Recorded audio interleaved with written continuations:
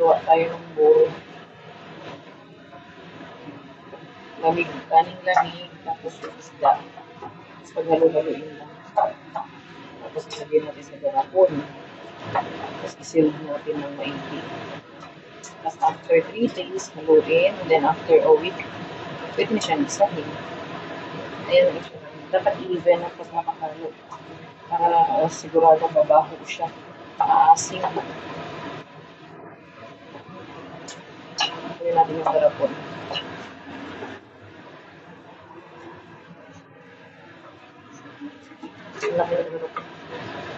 Make sure na malinis.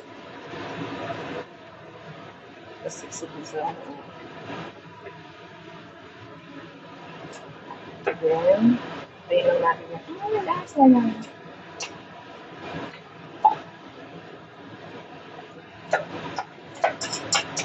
May pang sausawan tayo sa gulay. Talong, okra, palaya. Ano kayo ng gulay ko? Kasi ano naman maasim. Sausawan na maasim. Kung naman na nalaglag sa buburuhin na naman. And then, siksikin. Para sure na madaling mapanis. Kasi papanisin talaga.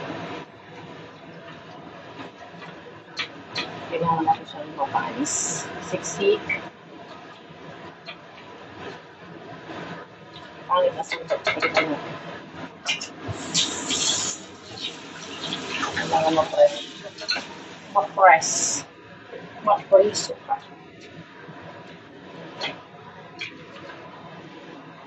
Press lang natin. So, kailangan siksik na siksik talaga.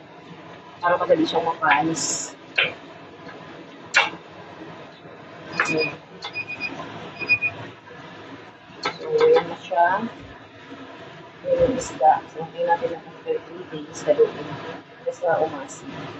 Update natin kapag pwede na lutuin. Ano yung buro natin, guys? Mga after 3 days or 5 days, depende sa iyo kung kailan siya gustong ano. Haluin mo siya para maging pantay yung pagkapanis niya. So, ito na yung kaibahan. Siguro mo yung isda. So, mag-antay pa tayo ng ilang araw para mas masarap.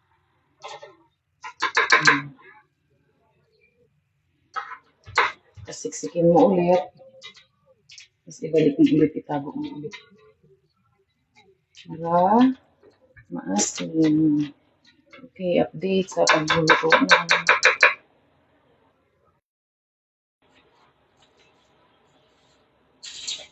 Ito na siya, guys. So, it's time to cook na later. Lulutuin na natin. Yan na siya. As in, burong-burong na talaga. Panis na siya. So, mamaya, lulutuin na natin. Yee! Update mamaya yung pagkaluto. Hello! Hello! O, ito na tayo. Paghiwaan tayo ng sibuyas at yung bawang kamatis. Ang kamatis ko ay tipid kasi ginto ang kamatis dito. Ayan, kamatis, bawang, at luya. Ano yung luya? Ano makita yung luya? Oh, luya. Ayan. Hihiwain natin, nakalagay natin lahat and then gisa-gisa na tayo sa buro. Ayan ha, nahiwa na yan lahat. And then magigisa na tayo. Ito na yung ating bawang, luya, sibuyas, at tinipid na kamatis. Kasi po, ginto ang kamatis dito. Kaya, ayan lang siyang wawa naman. Kaya, magigisa na tayo ngayon. Ay. Okay lang. Ikot natin ang ating camera. Tayo magigisa. Magisa na tayo.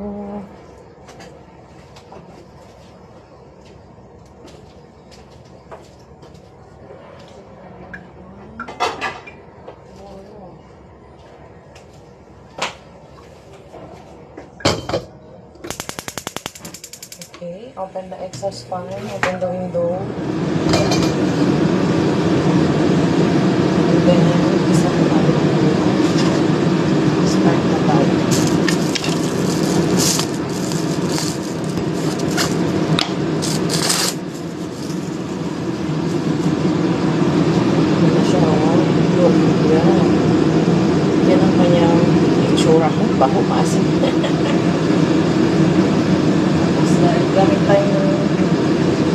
store ni Lola.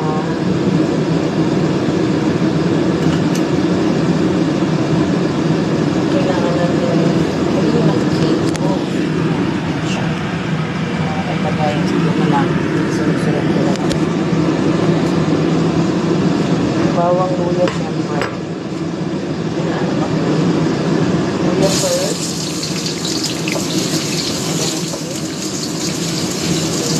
Bawang. Kasi maganda sibuyas. Sama-sama. Lagyan mo yung kanyang arrow. Brown. At tayo. Maglagay ng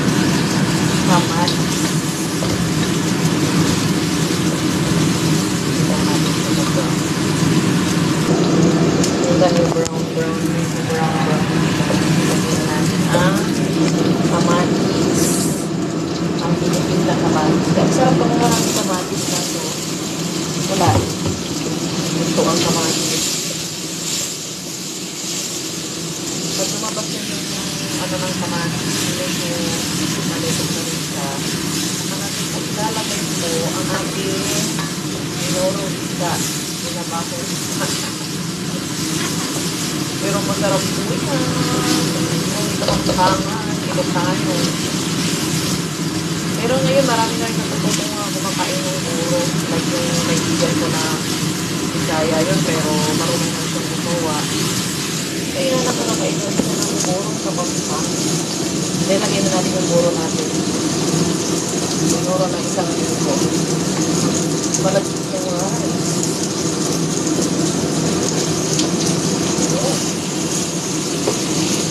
Siyempre mag-add tayo dyan ng water.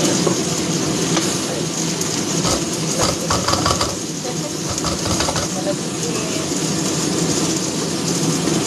Gabit ng pagkakang. Yan, halo-haloin lang natin. Then after, mag-add tayo ng water para mahalo na malagkit. Kapag paalat ko dito, may asin na kasi yan. Pero lalagyan ko pa rin siya ng boiling pansit kasi matutuligan siya. Then add po tayo ng water. Siyempre sayang yung pinabaho. Shake. Talaga din, shake. Then add tayo yung water. Then yan, na natin siyang pinulo. Halo-halo.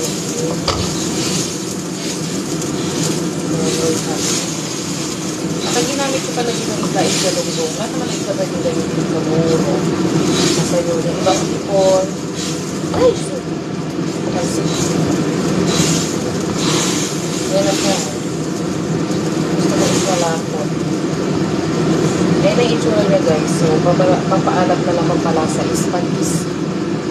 Gamit tayo ng Thailand patis. Kunti mo lang kasi baka maalat. Sure. And then, nagdagdag din ako ng konting paminta. Optional lang naman if you like add more paminta or konti. Pero kahit di mo lagyan, pwede. Pero kung naglalagay. Ganatayin lang natin siyang kumulo. And then, maya. Pag lumutang na yung kanyang oil, pwede na siya. Guys, yan ang itsura na puro isda. Later, pakita ko na siya natutunan na. Pwede na kainin. Ikot ng camera. Okay, later. And then, optional din, kung gusto mo na siya lagyan na sili kasi ako gusto ko maanghang. So, lalagyan ko siya dito sa muna sili. Yung maraming bawang. So, lalagyan ko siya. Pero optional din kung ayaw nyo maanghang. Mas ako gusto ko maanghang. Add more sili. Oh, spicy ko sa salado. Sobrang spicy. Sarap na siya niyan. Luto na siya niyan. Pwede na tayo magsawsaw. At kahit anong gulay na gusto mo. Fresh ang palaya. Fresh na repolyo. Basta yung gulay na gusto mo mainin ng sardina. Pwede mo sa dito.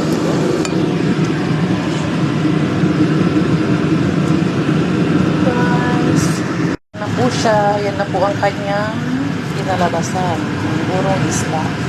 As in, durog na durog, pati tinik. Ulo, lahat po yan ang ganun. Thank you for watching.